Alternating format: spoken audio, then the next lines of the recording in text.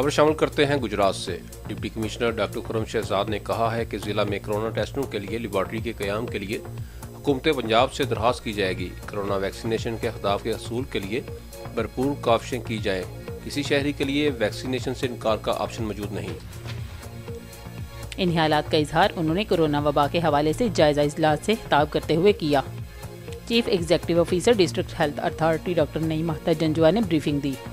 Vaccination मुहिम के दौरान बेहतरीन कारकर्दगी पर यूनियन काउंसिल मेडिकल अफसर डॉक्टर नबील अख्तर, वैक्सीनेटर गुलाम यासीन को तारीफी सर्टिफिकेट से नवाजा।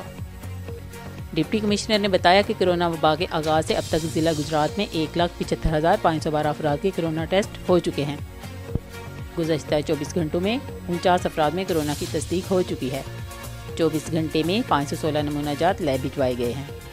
इस वक्त अजीज़ भट्टी शहीद अस्पताल में एक मरीज़ ज़ेर इलाज है जिसकी हालत बेहतर है।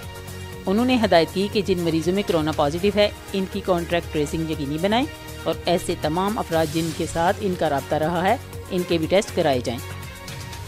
डिप्टी कमिश्नर ने अजीज़ भट्टी शहीद अस्पताल THK अस्पतालों के सुपरिटेंडेंट्स को हदायत की है कि अस्पतालों के दाखिल दरवाजे पर वैक्सीनेशन काउंटर बनाए जाएं और जिस मरीज़ या इसके लवाहिकीन ने वैक्सीन नहीं लगवाई इनकी फौरी वैक्सीनेशन की जाए।